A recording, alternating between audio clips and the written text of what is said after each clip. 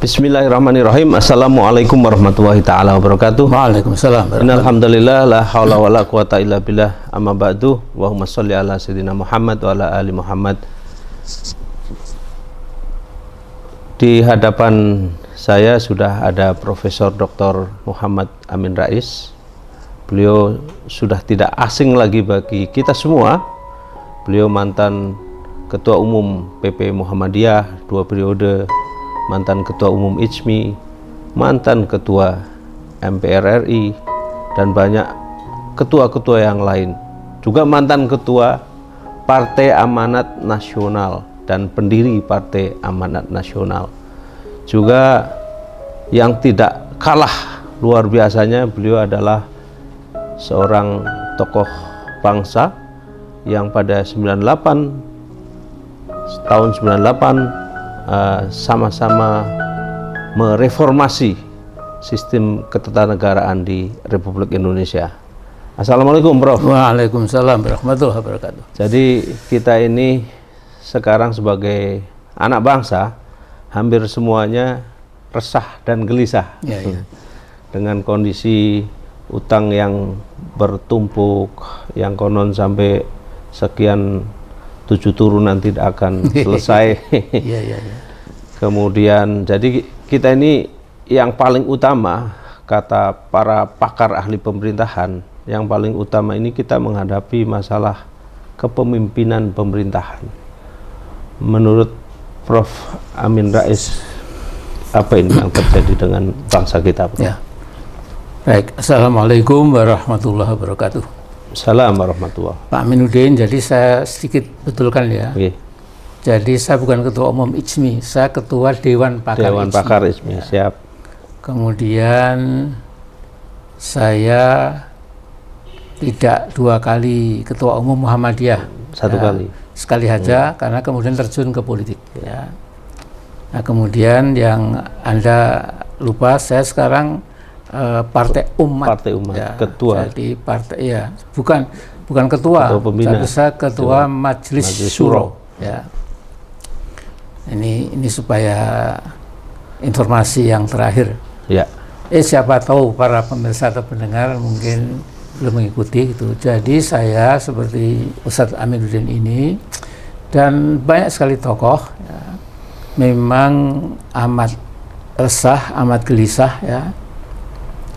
Karena nampaknya kalau tidak ada perbaikan ke arah yang lebih memihak kepada kepentingan bangsa, kepentingan negara, bisa-bisa dalam tahun-tahun mendatang Indonesia sudah turun derajat, ya, jadi negara yang masih besar, ya, tetapi sesungguhnya sudah kehilangan kedaulatan, kehilangan wibawa, ya, kehilangan eksistensinya, ya.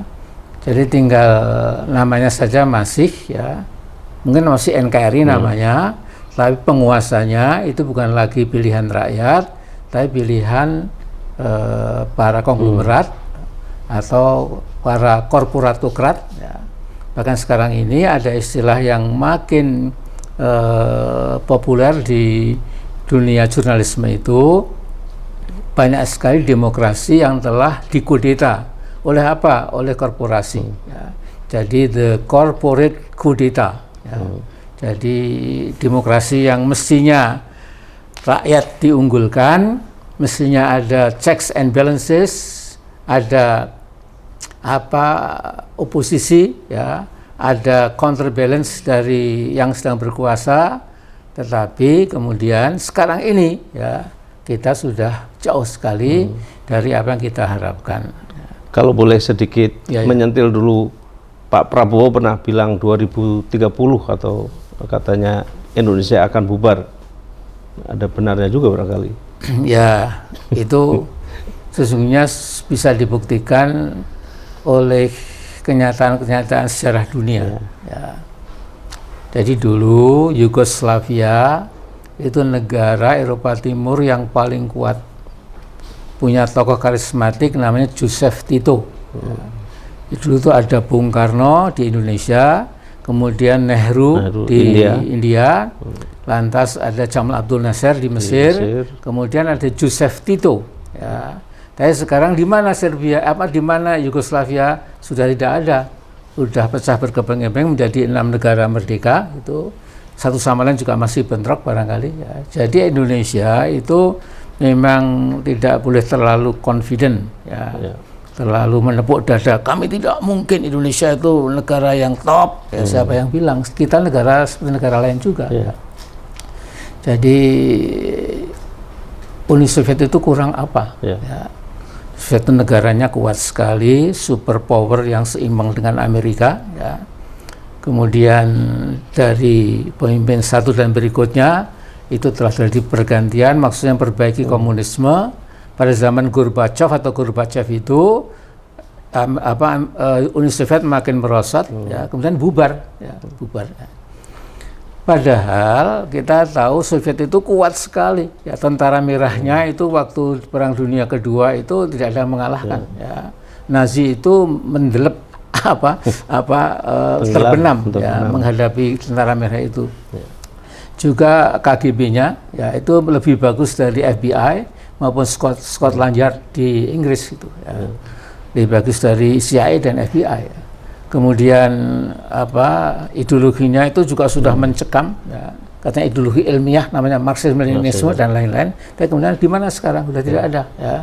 Indonesia ini, ya, bukan saya ikut-ikutan Pak Prabowo, ya, tapi saya punya analisa sendiri. Sudah saya sampaikan beberapa tahun sebelum ini di ILC kalau nggak salah, ya mungkin 5 tahun yang lalu atau 4 tahun yang lalu gitu. Saya katakan Indonesia hati-hati. Ya. Nah, jadi betul kata Anda, Mas Aminuddin, kita ini memang berat sekali, ya. Apalagi yang namanya demokrasi pun, ya, di Amerika namanya sekarang bukan demokrasi, tapi dolarokrasi. Ya, semua bisa dibeli dengan uang. Istilah baru itu. Jadi Amerika itu kan negara yang paling kaya sampai sekarang. Ya. Ekonominya sangat kuat, ya, tapi juga militernya sangat kuat dan lain-lain. Ya. Sehingga di sana itu ada lobby, ya, congressional lobbyists, ya, yang ada dari Jepang, Taiwan, RRC, ya, tapi juga negara-negara Eropa Barat, Eropa Timur dan lain-lain, yang kemudian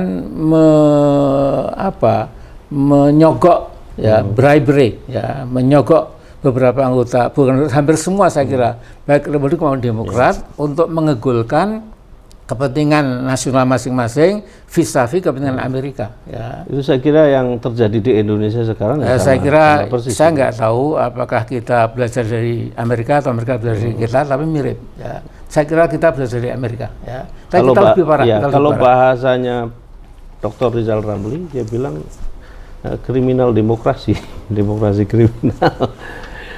Ya, jadi betul juga, ya. Semuanya sudah ukurannya dengan siapa yang bayar begitu, ya. Dan sekarang ini di beberapa website itu, ya, ada istilah baru, ya. Jadi kalau korporasi itu sudah mengambil alih demokrasi, ya, kemudian terjadi istilah mereka itu a nation of sheep, ya. Jadi negara dari domba-domba, ya. Kemudian ruled by wolves, ya. Kemudian dikuasai oleh serigala, ya. Kemudian owned by pigs, tapi dimiliki oleh babi-babi gitu, ya. Jadi ada gambarnya itu, si domba diduduki oleh wolves, ya, oleh serigala yang besar, ya. Kemudian kanan kirinya itu bahkan 2 harimau, tapi yang memiliki itu adalah para babi gitu, ya. Nah, saya tidak tahu mengapa babi dianggap yang menguasai negara-negara itu akhirnya itu, tapi saya kira di Indonesia ini memang mengarah ke sana, ya. Jadi Mahfud MD itu September tahun lalu, ya, jelas mengatakan, dimuat di berbagai medsos itu, ya, saya nggak tahu kalau mainstream media saya nggak tahu ya. Dia mengatakan ya, bahwa 92% kepala daerah itu dibiayai oleh cukong. Gufron ya, itu dari KPK mengatakan tidak sebanyak itu, tapi Gufron mengatakan bahwa para gubernur, wali kota dan bupati yang maju ke pilkada itu memang 82% dibiayai oleh cukong ya. Tapi mereka kemudian ditangkapin juga. Sehingga saya mengatakan ya, bahwa negara Indonesia ini menjadi negara MTC ya, mafia Taipan Cukong ya. Karena itu yang menguasai kita, Mas ya. Nah, karena itu bagaimana kita keluar dari sini itu sulit, apalagi begini ya. Kita pakai logika ya. Kalau bupati, wali kota, gubernur itu bisa menang karena biaya dari MTC tadi ya, mafia Taipan Cukong gitu. Maka kira-kira pilpres itu mereka tidak tinggal diam juga. Pasti. Sehingga Ahok ya, masih saya siman itu kata-kata dia itu, mana mungkin Pak Jokowi jadi gubernur kalau bukan karena biaya para pengembang. Nah, ya, itu masih kata-kata Pak Ahok ya, itu tersiman rapi. Nah, jadi inilah kita sekarang itu, dan saya tidak tahu bagaimana cara mengatasi sekarang ini kecuali dengan ya revolusi pemikiran lah ya. Jadi revolusi itu ada tingkat pemikiran ya. Ini kan revolusi pemikiran juga. Iya, merubah cara berpikir sebuah bangsa, tapi ini juga tidak mudah ya. Betul. Kalau revolusi fisik lebih berat lagi ya, menimbulkan ketidaktentuan ya, dan kita nggak usah berpikir ke sana ya. Tapi bahwa sekarang ini Indonesia dikatakan oleh orang-orang luar maupun para kita sendiri. Jadi kita ini sudah menjadi kleptokrasi. Ya. Jadi demokrasi kita menjadi apa ditentukan oleh para maling, ya, kleptokrat, para maling, para rampok, para apa penjara begitu ya. Karena itu memang terjadi gitu ya. Jadi bayangkan si Mahfud itu jujur ya mengatakan kalau gubernur atau wali kota bupati itu dipilih karena kemenangan cukong, maka dia akan membalas budi ya.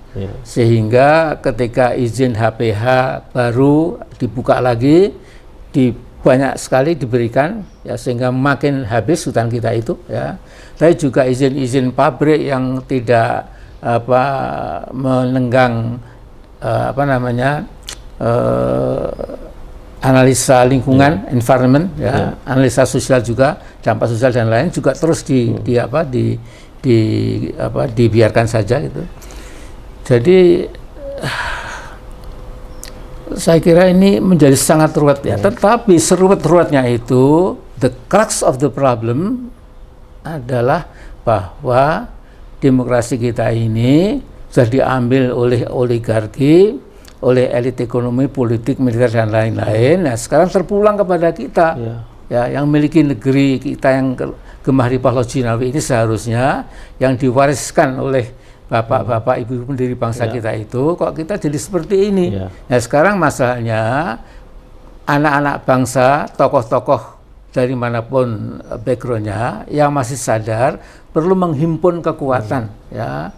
Harus kita pukul balik ya. Alhamdulillah kalau saya lihat di medsos itu kita sudah unggul ya.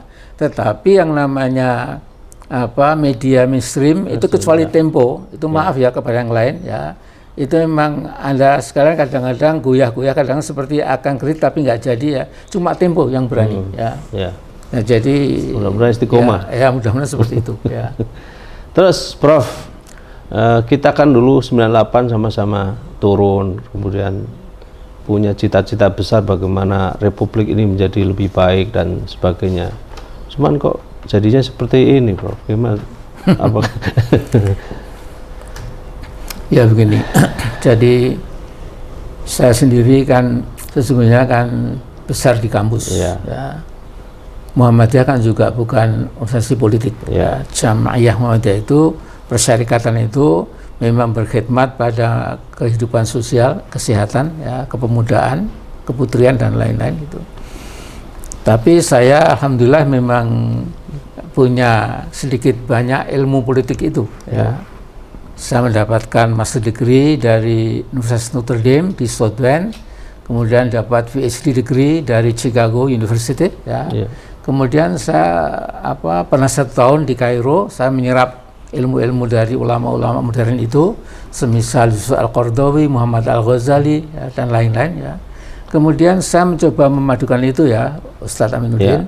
Kemudian saya tidak pernah putus asa melihat negeri kita ini, asal pimpinannya ini loh, ya, pimpinannya itu bukan sembarangan. Ya. Jadi kalau Rocky Gerung nanti calon presiden harus dibedah isi kepalanya, keras kata-katanya, tapi saya kira itu betul. Ya. Karena di sini terjadi kelucuan-kelucuan. Ya. Misalnya seorang bupati syaratnya S1, ya. Tapi presiden SMA boleh misalnya. Ini kan terbalik-balik. Ya.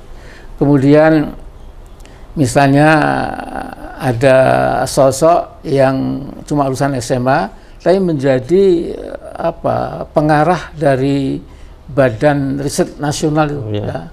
Yang mestinya itu harus PhD. Ya. Untuk PhD paling tidak 5 tahun, ya, bergelut dengan buku, dengan dengan segala macam, ya. Kan kemudian tiba-tiba kali ini terbalik-balik. Sudah, ya. Guru besar. Terbalik-balik. Ya. Jadi saya tidak tahu, ya, tetapi saya malah takut. Ya. Ya. Ini takutnya takut betul, bukan takut-takutan. Ya. Ya. Ini saya melihat di Cakrawala Indonesia ini udah kelihatan remang-remang itu bayangan people power. Ya.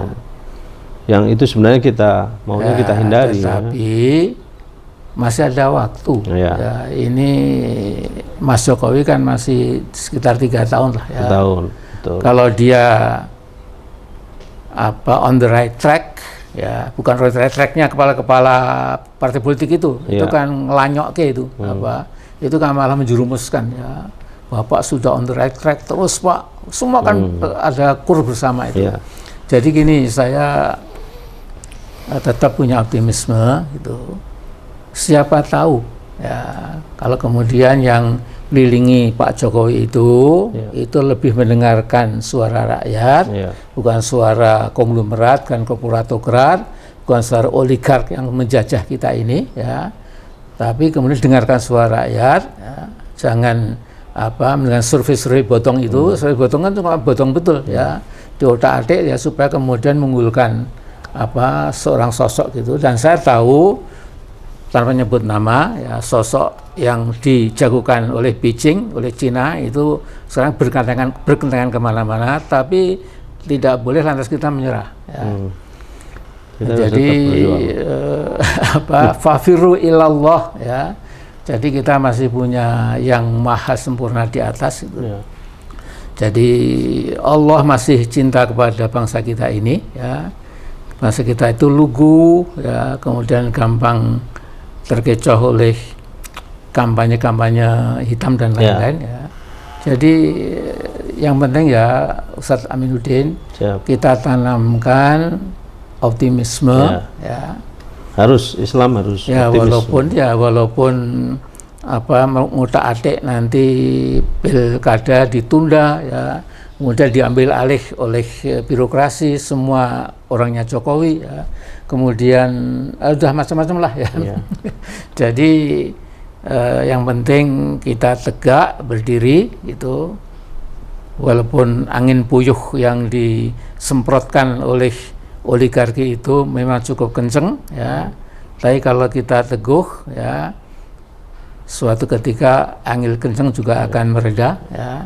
Dan ini simbolik saja, kita akan bangkit kembali gitu. Insya Allah. Jangan sampai kita seperti Yaman, seperti Syria, Irak, dan lain-lain. Afghanistan. Terus ini, Prof, berkaitan dengan keterpilihan capres-capres kita nanti. Ini kan demokrasi kita kan tadi kita sudah sebut oligarki, didukung oleh cukong dan sebagainya. Nah, ini seolah-olah demokrasi kita ini juga terbelenggu oleh 9 pimpinan partai atau kalau misalnya hasilnya ditentukan oleh 9 hakim. Nah, 9 partai ini yang seolah-olah sekarang menentukan, terutama partai-partai besar. Sehingga yang tadinya presidential threshold itu 4% naik menjadi 15%. Nah, waktu zaman Pak SBY menjadi 20%. Nah, saya kira kita harus sama-sama berjuang ini, Prof, untuk mendekonstruksi sistem atau undang-undang pemilihan presiden kita. Ya, tapi kan sudah dicoba. Ya. Kemudian MK kan mengatakan ya nggak bisa. Gitu. Jadi inilah kan saya mengatakan dalam interview dengan Pak Karni Ilyas itu judulnya demokrasi kita sudah dikubur gitu. Ya. Memang ini bukan berlebihan. Gitu. Ya.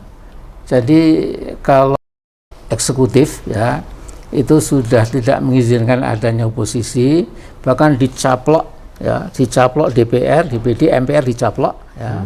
Kemudian lembaga yudikatifnya saya kira juga sudah inline ya. Bahkan saya sangat takut kalau kemudian TNI dan Polri sampai terseret gitu. Jadi kalau ukuran manusia yang lemah ini ya sudah that's it gitu. Tetapi ya ini pentingnya kita punya iman gitu, jangan menyerah. Ya. Karena memang berapa triliun pun yang diperlukan, saya kira Cina bisa mengasih berapapun ya. Jadi semakin kita berani utang, sekarang sudah 7.000 sekian, bahkan Masalah Timur mengatakan ada 200 sekian triliun yang tidak dilaporkan ya utang kita ke Cina ya. Ini kita masuk ke debt trap ya. Nanti itu seperti di Amerika yang tidak bisa membayar utang Cina itu, bank sentralnya itu di negara kulit hitam, itu bank sentralnya semua mata sipit kulit kuning gitu. Jadi aneh gitu ya. Nah, bisa saja Bank Indonesia, bank sentral juga akan diambil alih kalau kita terus saja utang ke Cina gitu, nggak bisa bayar, kemudian mereka akan datang ya sudah kita ambil alih bank sentralnya, kemudian juga bank-bank di wilayah bank daerah dan lain-lain bisa aja ya. Jadi ini kritis Mas ya. Jadi juga seperti terjadi ketidakadilan yang luar biasa. Ya. Habib Rizik Syihab ya dituduh kerumunan ya kena sekian tahun ya. Padahal Pak Jokowi bagi-bagi di ribuan ya dari mobil lempar-lempar sembako nggak diapa-apakan. Kalau ini dibandingkan masih berusin-lusin ya ketidakadilan itu ya. Nah, jadi saya kemudian akhirnya sebagai kita masih percaya kepada Allah ya, memang ada ajalnya ya, likulli syai'in ajal ya. Kalau sudah sampai ajal tidak bisa dipercepat, harus diperlambat ya.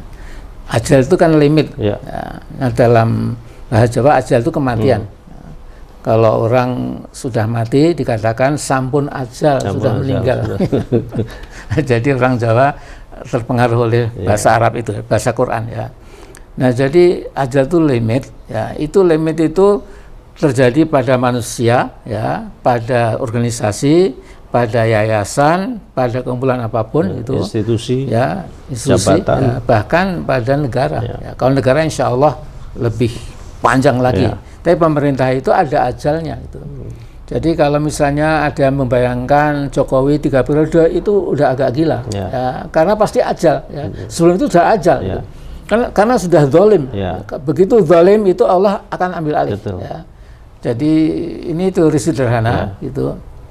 Di Al-Quran juga ya, makanya itu kalau Nabi Fir'aun itu Allah itu nggak marah ketika Fir'aun mengaku dirinya Tuhan gitu. Tapi ketika Fir'aun itu zalim kepada bangsanya, membunuhi rakyatnya, langsung dikasih azab memang,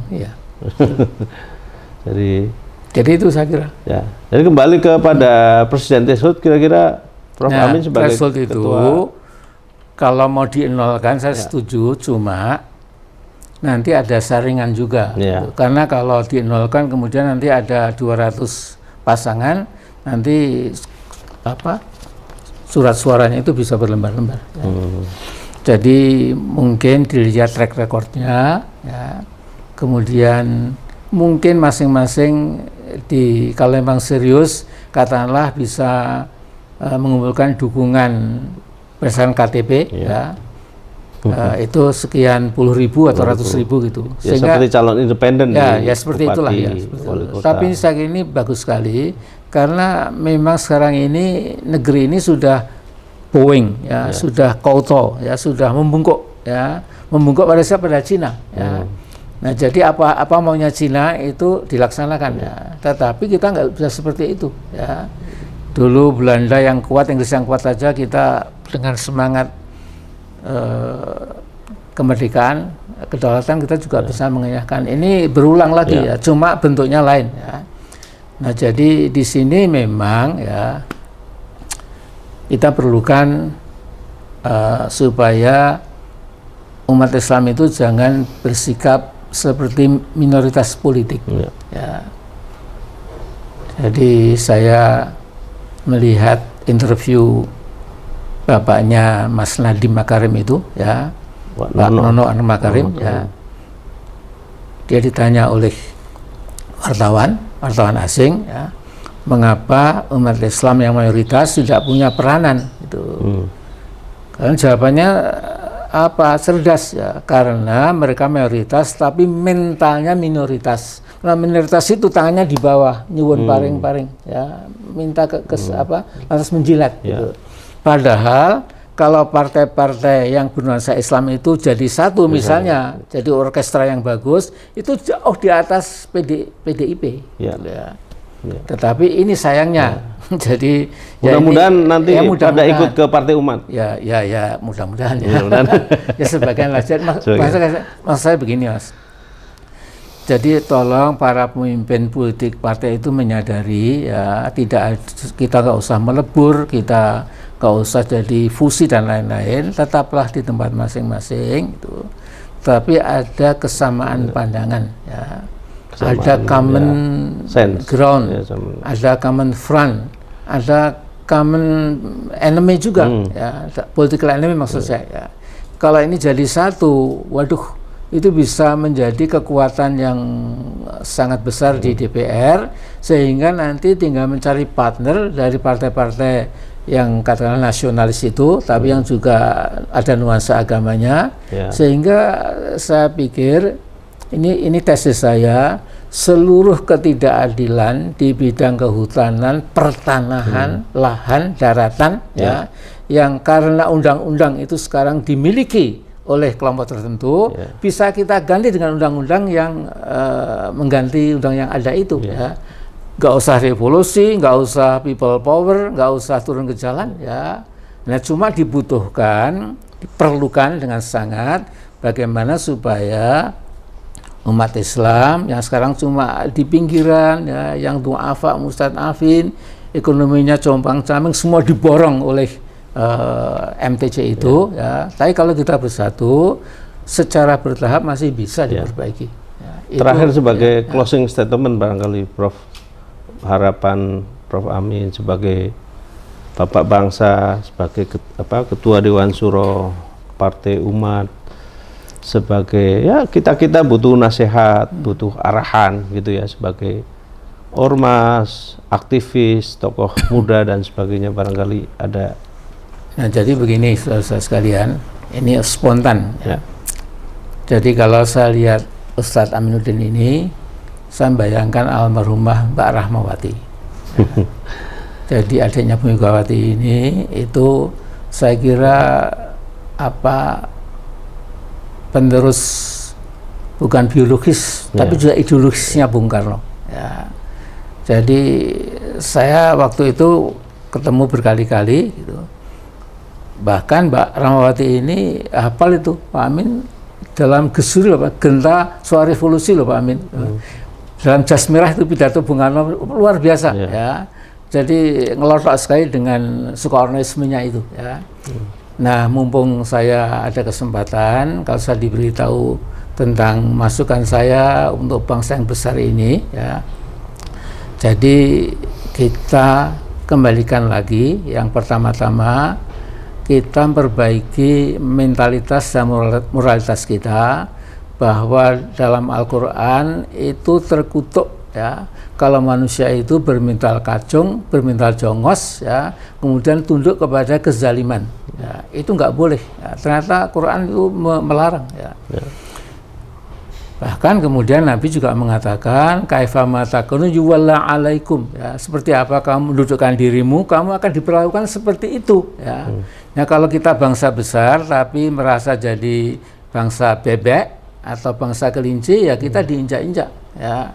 Tapi kalau kita menjadi bangsa burung Garuda, burung Raja Wali, burung elang, harimau, ya itu semua takut sama kita, ya. Karena itu bangsa ini tidak boleh lantas digertak Washington atau digertak Beijing kemudian luluh lantak, jangan begitu dong, ya. Kita bangkit, ya.